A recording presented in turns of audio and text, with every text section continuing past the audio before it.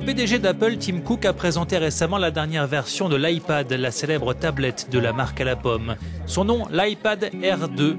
Principale nouveauté, un écran anti-reflet, un capteur photo plus performant, un système de reconnaissance d'empreintes digitales ou encore une connexion Wi-Fi plus rapide. Autre caractéristique de cet iPad, son poids, encore plus léger que son prédécesseur, et sa taille. Il s'agit du modèle le plus fin jamais produit par Apple, seulement 6,1 mm d'épaisseur contre 7,5 mm pour l'iPad Air 1. À titre de comparaison, cette tablette est plus fine qu'un crayon à papier. Premier prix de cet iPad, environ 400 €. La difficulté pour Apple sera de maintenir la passion des consommateurs intacte. L'engouement du public pour les tablettes s'est en effet un peu effrité ces derniers temps, en raison notamment de l'abondance des produits sur le marché. Selon le cabinet Gartner, les ventes ont progressé de seulement 11% cette année contre 50% l'année d'avant.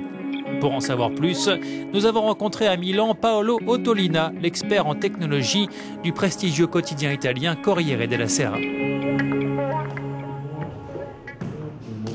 On dit que depuis peu, la tablette est en crise. Partagez-vous cette opinion ? Souvenez-vous, il y a plusieurs années après le lancement du premier iPad, Steve Jobs avait dit qu'on était entré dans l'ère post-PC, laissant imaginer que dans un futur proche, les ordinateurs personnels allaient disparaître de nos vies et être remplacés par quelque chose de différent. Mais l'année dernière, le marché est allé dans le sens inverse, y compris pour Apple avec son iPad, qui a vu les ventes baisser, et ce malgré une variété de modèles, dont un plus petit. Pourquoi ?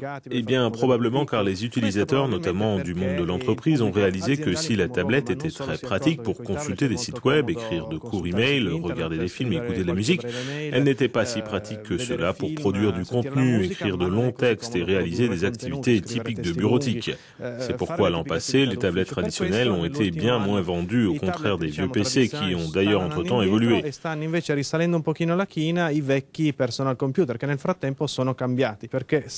Regardez par exemple cet objet, c'est une tablette, mais couplé à cet appareil, il se transforme en véritable petit ordinateur portable. On peut même l'utiliser pour de petites présentations. Les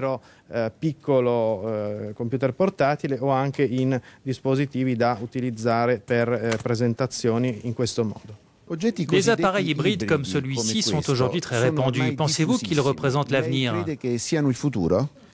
C'est un futur possible. Je pense que nous aurons d'un côté la nouvelle vague de tablettes qui sont nées avec l'iPad, essentiellement des appareils avec écran tactile utilisés à la maison, et d'un autre côté nous aurons des appareils comme celui-ci qui seront utilisés à la fois à domicile et au travail. Les smartphones s'agrandissent. Sont-ils en train de concurrencer les tablettes ?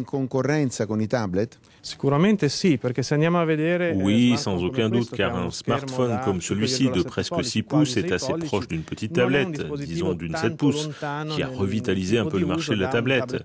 Et souvent, les utilisateurs, notamment à cause de la crise économique, préfèrent acheter un appareil simple qui sert à la fois de smartphone et de petite tablette plutôt que d'avoir deux appareils différents.